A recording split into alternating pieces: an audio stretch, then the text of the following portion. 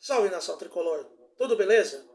No vídeo de hoje quero falar sobre o caso Pedrinho, quero falar sobre os lesionados que caem no DM e nunca mais são vistos, quero falar sobre os preparativos do São Paulo para o jogo com o Botafogo de Ribeirão Preto, mas antes, deixa eu me apresentar, meu nome é Carlos Nogueira e esse é o canal Chama Tricolor.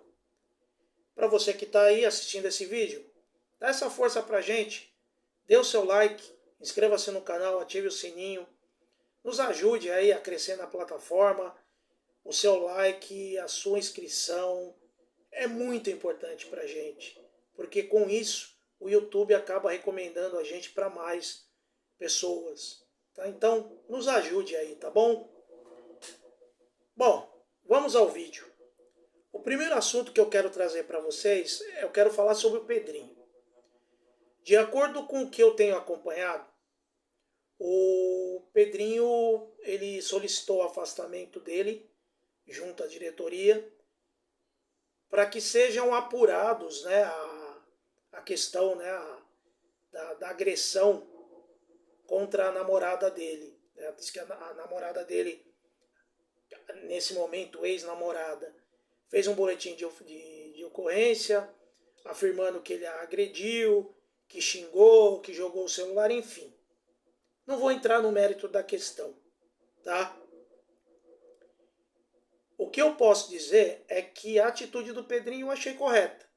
Ele tomou uma atitude que tinha que ter sido da diretoria do São Paulo, né? Então, Pedrinho, ó, pelo menos nesse momento, enquanto não for comprovado a sua culpa, eu bato palma pela atitude, tá?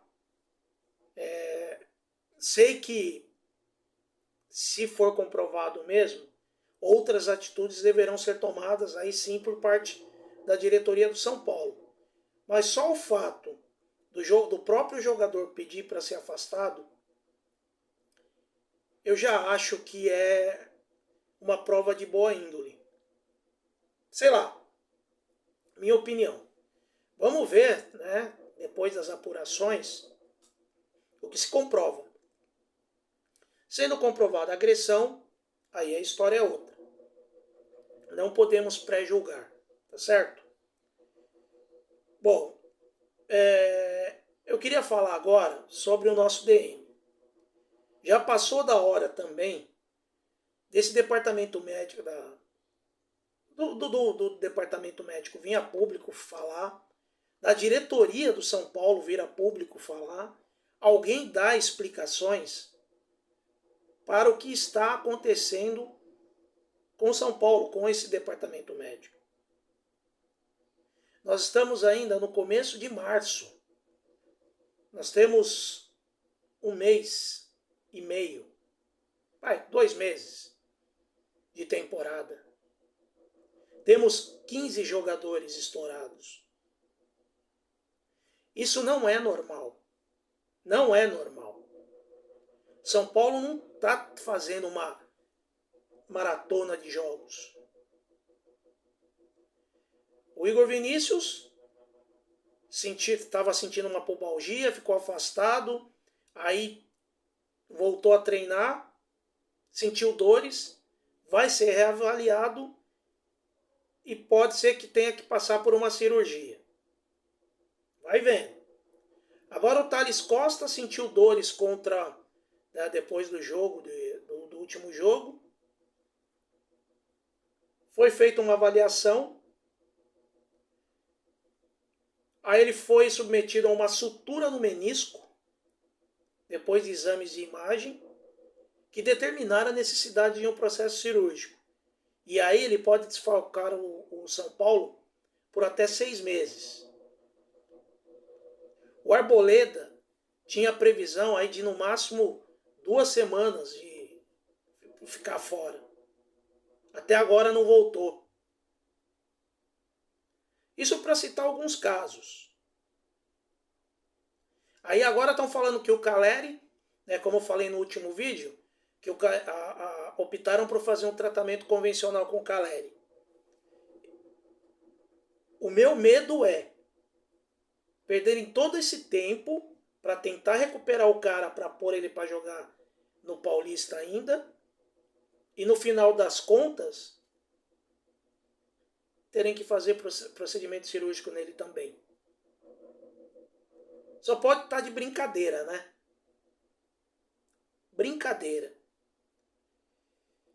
Um outro assunto que tem chamado a atenção, diz que o William Bigode, aquele que está no Fluminense, está encostado lá no Fluminense, ele foi oferecido ao São Paulo. Hoje ele está com 36 anos. Eu quero perguntar para vocês o seguinte, vocês acham uma boa contratar um jogador de 36 anos? Mesmo que seja para compor elenco? Sendo que ele está encostado no Fluminense. Eu não vejo, assim, se contratar o William, não pode contratar o Pato. Não há espaço para dois veteranos. De repente, um veterano para compor elenco, até dá. Mas os dois, esquece. E se fosse para mim escolher entre os dois, aí eu escolheria o William. Por mais que eu goste do Pato. Mas eu escolheria o William. E vocês? Quem vocês escolheriam entre os dois? E a notícia de hoje, olha gente, confesso que eu fiquei com vontade de chorar quando eu vi essa notícia. Rodrigo Nestor renova com o Tricolor até 2027. São Paulo renovou o contrato do Nestor, pensando numa valorização para poder negociar. Só que o futebol pífio que o Nestor vem jogando, São Paulo não vai conseguir vender pela quantia que ele quer. E o São Paulo corre o risco de novamente acontecer o que aconteceu com o Igor Gomes. Acabar saindo de graça. Se não agora, no fim do contrato. Porque 3 anos passa voando. Quem ficou feliz com essa renovação foi o Rogério Ceni, né? Porque é o filho dele. Mas eu confesso que eu fiquei, sabe, triste, de verdade. Porque, na minha opinião, o Nestor já atingiu o ápice do que ele pode jogar. Não vai passar disso. Pode ser que ele me desminta, mas essa é a minha opinião. Me desculpe. Tá certo? E falando do time que vai jogar contra o Botafogo de Ribeirão, lá em Ribeirão, o São Paulo tem algumas novidades, né? Orejuela, David e Wellington foram relacionados, né? E viajaram com o elenco. Pablo Maia, que estava suspenso, né? Foi suspenso a última partida, retornou de suspensão. É outra péssima notícia, porque o Rogério vai querer pôr ele no time. O time provável deve ser Rafael, Natan, Alan Franco, Beraldo e Caio Paulista, Mendes, Pablo Maia e Nestor, Luciano, Galopo e Wellington Rato. Deve ser esse o time provável, se o Rogério não fizer nenhuma invenção. Essa partida é muito importante para o São Paulo, se ele quiser, primeiro, decidir as quartas de final em casa. Segundo, definir a semifinal em casa. Porque o São Paulo só depende dele. Se ele vencer essa partida, o time, o rival da Marginal, não vai conseguir ultrapassá-lo nos pontos na classificação geral. E o São Paulo, passando pelo Água Santa, decide também como mandante contra o Corinthians. Eu tenho muito medo quando só depende do São Paulo, tá? De verdade. Na história, Botafogo de Ribeirão Preto e São Paulo já se enfrentaram 98 vezes. Foram 17 vitórias do Botafogo contra 52 vitórias do São Paulo e 29 empates. O Botafogo marcou 86 gols e o São Paulo 158 gols. Tá? Ou seja, ampla vantagem para o tricolor paulistano, né? Que ambos são tricolores. Eu espero muito que o São Paulo vença, tá? Só não gostei da arbitragem. A arbitragem estará por conta de Edna Alves Batista, auxiliado por Neuza Inês Bach e Daniel Luiz Marques, e no VAR José Cláudio Rocha Filho. Eu não gostei da arbitragem pelo seguinte: a Edna, ela tem se envolvido em polêmicas.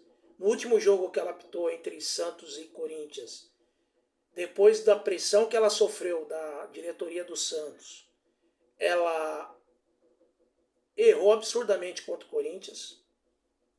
Tá? E agora, a diretoria do Botafogo também está pressionando. Fizeram um comunicado, enfim, reclamaram, já fizeram maior pressão em cima dela, porque o Botafogo também precisa do resultado. Então eu não gostei. Eu não gostei mesmo dessa árbitra Edna Alves Batista apitar um jogo importante como esse. Espero que ela se comporte bem, né? Vamos aguardar para ver, né? Para ver o que ocorre, né? Eu particularmente, eu não gosto de falar muito de arbitragem, sabe? Porque não existe um árbitro 100%, na minha opinião. Tem aquele que faz mais lambança e o que faz menos. Não existe o 100%. Tá? Mas tem alguns árbitros que têm uns erros assim que deixam você com a pulga atrás da orelha. Não é verdade? Então, vamos aguardar para ver amanhã. Os erros, e a gente não pode se esquecer que ela já errou contra o São Paulo naquele jogo contra o Novo Horizontino também no Campeonato Paulista, só não lembro o ano, que ela deixou de dar um pênalti escandaloso em cima do Luciano, né? Então, e um outro atrativo nesse jogo é o reencontro do Rogério Ceni, que hoje é o treinador do São Paulo, com o presidente do Botafogo de Ribeirão Preto, que é nada mais nada menos do que o ex-diretor do São Paulo, né, o Adalberto. Eles eram inimigos mortais na época do São Paulo. Hoje ele é presidente lá do Botafogo de Ribeirão. Né?